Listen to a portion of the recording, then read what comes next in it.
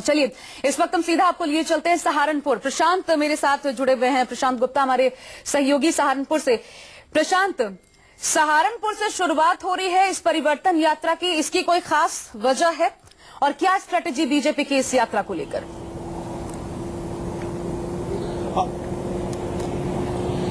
देखिए, बीजेपी ने एक तरीके से कहा जाए कि आज अपना जो कैंपेन है यूपी को लेकर वो एक तरीके से लॉन्च करने जा रही है। आज सहारनपुर से पहली जो परिवर्तन यात्रा नाम दिया गया है ये निकलेगी और इसको हरी झंडी बीजेपी अध्यक्ष अमित शाह दिखाएंगे। इसके अलावा कल 6 नवंबर को झांसी से एक रथ निकलेगा, उसके बाद 8 नवंबर को बलिया से, फिर 9 नवंबर को सोनभद्र से।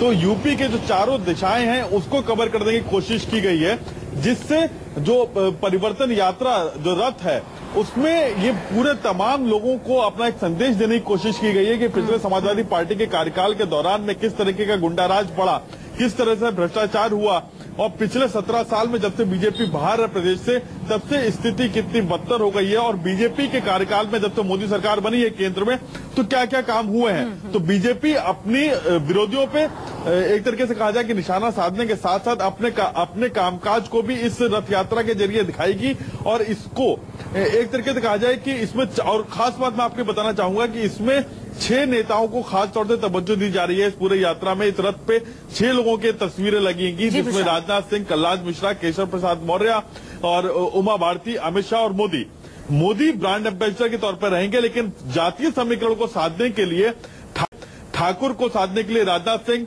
वहीं मौर्य, शाक्य और सारी बिरादरी को साधने के लिए केशव प्रसाद मौर्य को, और लोध वोट बैंक और उमा भारती क्योंकि फायर ब्रांड एक नेता हैं उनका तस्वीर, और ब्राह्मण वोट बैंक को साधने के लिए कलराज मिश्रा को। तो इन तमाम नेताओं की तस्वीरों के साथ में ये परिवर्तन यात्रा रथ जो है वो आज रवाना करेंगे अमित शाह। चलिए उनकी भी तस्वीरें आपके माध्यम से जरूर हम देखेंगे, दर्शकों को दिखाएंगे भी। प्रशांत, बहुत शुक्रिया इस वक्त इस जानकारी के लिए, और साथ ही अशोक तिवारी भी मेरे साथ जुड़े थे जनेश्वर मिश्र पार्क से। अशोक, बहुत शुक्रिया आपका भी। पल पल की अपडेट्स हम आप तक पहुंचाते रहेंगे, इन दोनों ही, एक तो रैली और दूसरी यात्रा से जुड़ी। फिलहाल यहाँ एक छोटा सा ब्रेक, लेकिन खबरें ब्रेक के उस पार भी हैं।